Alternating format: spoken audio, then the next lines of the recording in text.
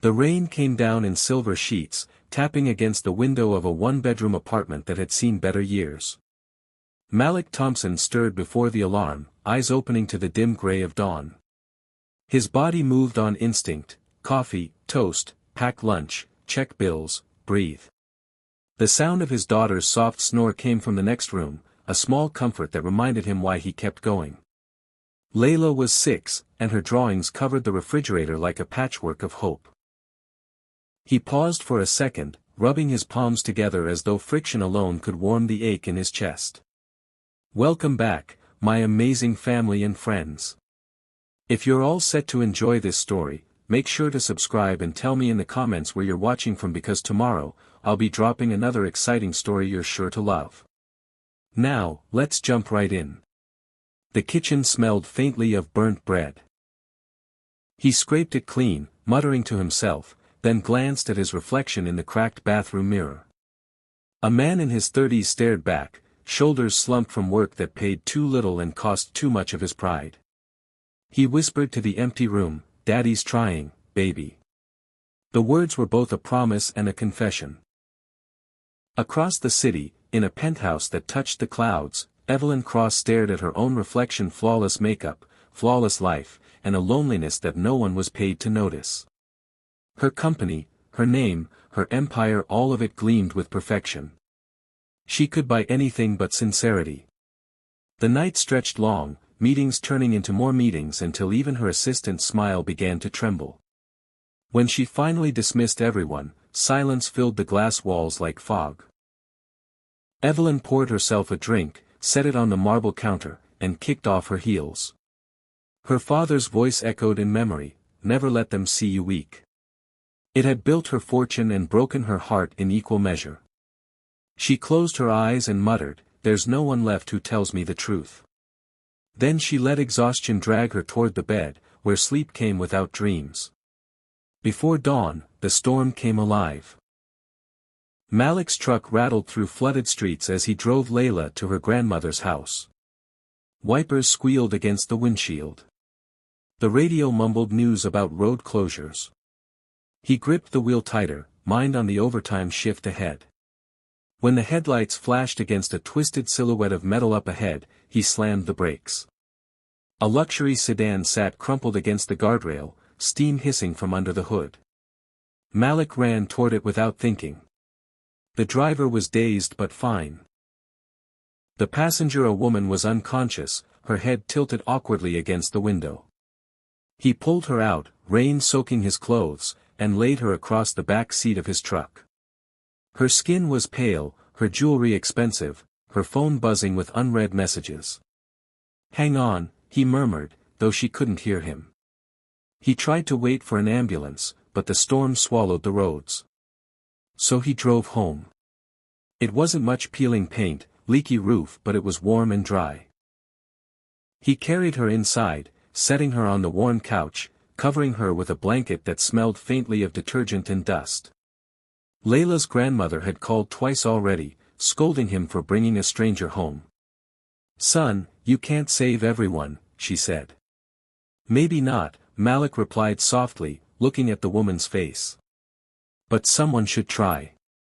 He sat down in the recliner across from her and, despite himself, drifted into sleep.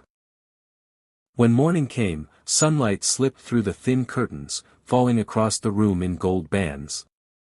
Malik stirred to the sound of breathing close, too close. Something warm pressed against him. He blinked, confusion thick in his chest, until his eyes focused on the impossible, a woman in his shirt, sitting up on his couch, hair tangled, eyes wide. Evelyn looked around as if the world had betrayed her. "Where the hell am I and why am I wearing this?" Her voice carried both command and panic. Malik stood so fast the chair creaked. "You were in an accident." "I didn't know what else to do." "The storm." She glanced down at herself, then back at him, disbelief softening into something raw and unfamiliar. For the first time in years, Evelyn Cross didn't have control. Malik didn't have words. They stared, the silence thick between them, two strangers caught between worlds that should never have touched. The storm outside had passed, but something deeper had just begun. The air smelled of coffee and damp fabric. Malik stood in the narrow kitchen, his shirt clinging to him from the humidity, trying to make sense of the woman now awake on his couch. She hadn't said much since the first outburst, just stared at the window, arms folded, like someone used to being anywhere but here. Evelyn Cross, though she hadn't said her name yet, scanned the small apartment with an expression caught between disbelief and discomfort. The couch sagged. The TV flickered with static. A child's crayon drawing of a rainbow and two stick figures clung to the fridge with a magnet shaped like a smiley face. Something about that drawing made her throat tighten. "Coffee?" Malik asked, his voice careful. She blinked, as if remembering he existed. "Black."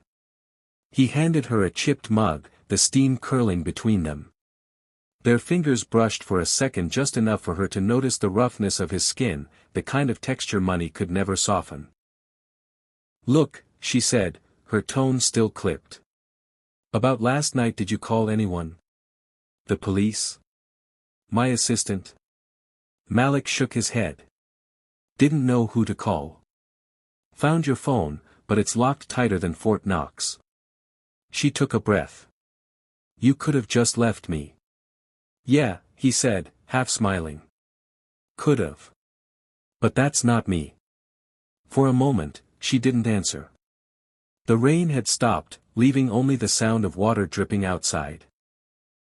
Malik leaned against the counter, watching her like she was a riddle he wasn't sure he should solve.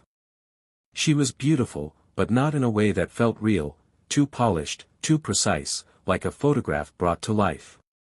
Yet there was something fragile underneath, a kind of quiet panic that reminded him of a bird that had flown too far and didn't know how to land. "I should go," she said, standing. Her bare feet touched the worn carpet like she was afraid it might stain her. "Maybe wait till the road's clear," Malik suggested. "You hit your head pretty hard." Evelyn turned to him then, eyes sharp. "Are you always this calm when strange women wake up in your house?" "Only on Tuesdays." Her lips twitched just barely, but it was enough. A ghost of a smile, almost against her will. Something in the room shifted. The tension softened, replaced by a fragile curiosity. Evelyn looked toward the kitchen table, where an open lunchbox sat beside a stack of unpaid bills. "You have a kid?" "Yeah. Layla. She's at my mom's." Evelyn nodded, tracing her finger along the rim of her cup. "You do all this on your own?" He shrugged. "Someone's gotta."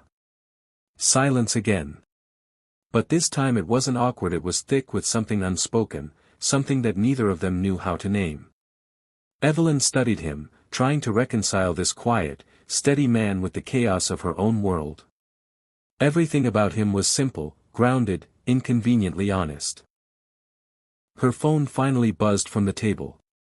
She lunged for it, relief flashing across her face until she saw the dozens of missed calls, the flood of notifications, the press inquiries. Her entire digital empire pulsed in her palm, demanding control, attention, perfection. Malik watched her expression harden again, watched the armor rebuild itself in real time. "Guess you're back to normal now," he said softly. She didn't look up. "Normal's overrated." Something in the way she said it made him pause. Her voice cracked slightly on the last word, like it wasn't meant to be heard. He stepped closer but stopped himself, sensing that any move might send her retreating. Evelyn pocketed the phone and looked around, as if seeing the apartment for the first time, not with judgment this time, but with a strange kind of envy. The faded photos, the warmth, the clutter, all of it felt real in a way her world never did. "Thank you," she said finally. "For everything." "Sure," Malik said. "Anytime you want to crash into my life again, just let me know." She laughed, then short, unexpected, the sound surprising them both. He smiled, half shy, half charmed. "There it is. Proof you're human." Evelyn rolled her eyes, but the blush in her cheeks betrayed her. "Don't get used to it." The rain began again, softer this time, tapping like fingertips against the glass. They stood there for a moment, strangers sharing coffee and quiet, caught in the strange gravity of a moment neither had planned for. Somewhere deep inside, both of them felt it the spark. Not romance yet, but recognition. The sense that their lives had tilted slightly, that nothing, not even the smallest conversation, would ever feel quite the same again. The storm was gone by morning, but the silence it left behind clung to the air like humidity. Evelyn hadn't left yet, though she told herself every half hour that she would.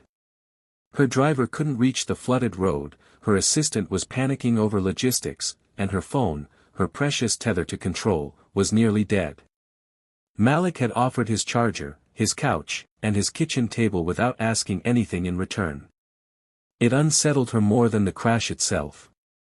She sat by the window in his faded t-shirt, scrolling through headlines about herself. Billionaire tech icon missing after storm. She didn't know whether to laugh or throw up. Malik was washing dishes behind her, humming something under his breath, an old R&B song that felt too soft for the world she came from. "You're quiet," he said. "I'm thinking." Dangerous habit. Evelyn glanced at him. "You're not curious who I am." He shrugged. "You're someone who bleeds like the rest of us. That's enough for now." His answer irritated her precisely because it disarmed her. Most people knew her before she spoke. Evelyn Cross, the genius, the powerhouse, the brand. Malik just saw a person sitting at his table drinking his coffee. That, somehow, was worse. "You have no idea what kind of mess you've stepped into," she said, turning toward him. "People are looking for me. There will be questions, press, maybe police. I didn't do anything wrong. You brought a stranger home from the side of the road." "I brought a human being out of the rain," he corrected, voice calm but firm. Her jaw tightened. "You think it's that simple?" He wiped his hands on a towel, eyes steady. "Yeah. Maybe that's the problem. You make everything more complicated than it needs to be." That stung, though she couldn't admit it. Her whole life was complication: corporate deals, NDAs, the constant performance of being untouchable. Simplicity frightened her. It meant having no armor. When she didn't answer, he sighed and turned back to the sink. "You can stay till it's safe to leave. I'll head out for a shift soon." "Shift? You work today?" "Always." He didn't elaborate, and she didn't ask. But as he pulled on his work boots, she noticed how frayed they were, the soles patched with tape. He caught her looking and offered a half-smile. "Don't worry. Billionaires aren't allergic to poor people, are they?" She flushed. "That's not fair. Neither is life." He grabbed his jacket. "There's food in the fridge. Layla's coloring books are under the couch if you get bored." The door closed behind him, and the apartment fell still again. Evelyn sat there, anger prickling under her skin, but beneath it, something else she couldn't name. Guilt, maybe. She wandered the small space, touching the details that told Malik's story. A framed photo of him holding a baby in a hospital blanket, a stack of unpaid bills paper-clipped together, a sticky note on the fridge that read, "Call teacher, Tuesday." Every inch of the apartment was a life stitched together by effort. No pretense. No assistants smoothing the edges. She found herself whispering, "How does he live like this?" But there was no judgment in her tone, only awe. Later, when Malik returned, soaked and exhausted, she was still there. Dinner was waiting on the table, nothing fancy, just reheated leftovers. "You didn't have to." "I was hungry too," she said quickly, avoiding his eyes.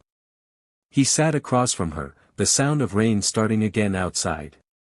They ate in near silence until she finally spoke. "I don't get it. You don't even know me. Why are you being nice?" Malik set his fork down. "Because I've needed kindness before and didn't get it."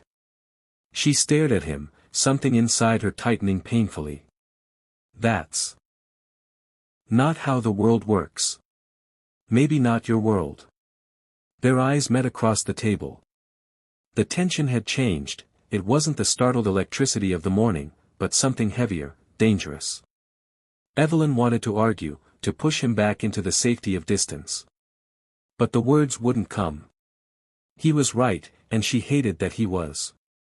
After a long pause, she rose, muttering something about needing air. Malik didn't stop her. She stepped outside onto the cracked balcony, the city humming below. Her reflection glimmered in the rain-dark glass of a nearby building, hair messy, clothes too big, face unguarded. She didn't recognize that woman at all. Inside, Malik watched her silhouette through the window. He told himself not to care, not to look too long, not to let the quiet ache in his chest mean anything. They were from different worlds, and both knew it. But somewhere between the silence, the argument, and the rain, a fault line had opened and neither of them could close it now. The next morning began with the shrill buzz of Evelyn's phone. Malik heard it before she did, that high, clipped vibration that sounded too urgent for this quiet apartment. She sat up on the couch, hair tangled, eyes squinting against the sunlight. He was already at the table, folding his daughter's laundry, pretending not to listen. Her assistant's voice bled through the speaker when she finally answered. "Thank God, Evelyn. We've been trying to track you all night. Are you hurt? Do you need security? The media." "I'm fine," Evelyn said, rubbing her forehead. "Just, give me a few hours." "A few hours? We have the board waiting, the press." "I said a few hours," she snapped. Then, "Quieter, please." She hung up before the woman could argue. Malik didn't look up. "Everything okay?" "No," she said, then caught herself. "I mean, yes. I'll be out of your way soon." He folded another shirt. "You don't have to rush. Roads are still a mess." Evelyn hesitated. She wanted to leave, but the thought of stepping back into that immaculate glass cage of a world made her stomach twist. "I'll stay until noon," she said finally, as if negotiating a contract. Malik nodded, not pushing. "You can help me, then." "Help you?" She arched an eyebrow. "Yeah. I promised Mrs. Ramos downstairs I'd fix her leaky faucet before work. My babysitter's out, so I can't leave Layla alone. Are you good with keeping an eye on her for a bit?" The suggestion hit Evelyn like a splash of cold water. "You want me to babysit?" He grinned. "Unless you're allergic to crayons. I build companies, not Lego castles." "Guess today's your first merger with childhood," he said, tossing her a small smile before heading for the door.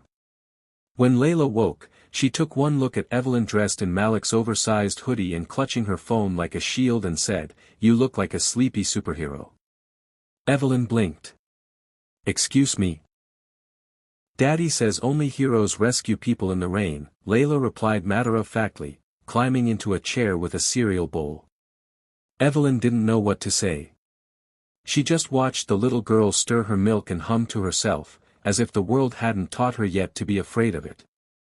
Something about that innocence unguarded, unquestioning cracked something small and hidden inside Evelyn's chest. For the first time in years, she didn't check her email. She helped Layla pick out a crayon, awkwardly at first, then more easily. They drew stick figures, then castles, then a crooked rainbow. Layla talked about her school, her best friend, and the dog she wanted. Evelyn found herself laughing not politely, not strategically, but fully. When Malik came back an hour later, his shirt damp with sweat and his hands smelling faintly of rust, he froze at the doorway. Evelyn was sitting cross-legged on the floor, hair falling into her face, coloring next to his daughter like she'd been part of the picture all along. "Didn't think billionaires knew how to color inside the lines," he said softly. Evelyn looked up, cheeks flushed. "I don't. But apparently, it's more fun when you don't try so hard." He chuckled. "You sound like me." Don't get used to it. But something in her tone had changed. It wasn't sharp anymore. It was warm, almost teasing. Malik crossed the room, glancing at the drawings. One of them was of 3 stick figures holding hands under a lopsided rainbow. This one's new, he said. Layla drew it, Evelyn said quickly, though she'd clearly helped. He smiled, that slow, knowing smile that always seemed to make her pulse trip. The air between them thickened again, not awkward, just charged. She looked at him and saw the exhaustion, the kindness, the quiet strength. He looked at her and saw someone trying to remember what it felt like to be human. When Layla ran to her room to find another crayon box, Evelyn stood, brushing off her knees. You're making this very inconvenient, you know. Malik tilted his head. How's that? You're making it hard to leave. He didn't answer right away. Instead, he reached for the drawing she and Layla had made, folded it gently, and handed it to her. Then don't, at least not yet. Evelyn looked at the paper in her hands, her reflection faint in the window behind him. For the first time, the city outside didn't look so big. She whispered, almost to herself, I don't even know who I am right now. Malik's voice was soft. Maybe that's a good place to start. And for a brief, impossible heartbeat, they just stood there, 2 people from opposite worlds, trapped by circumstance and choice, discovering that maybe, just maybe, they'd been looking for each other long before the storm ever came. That night, the city outside hummed like static.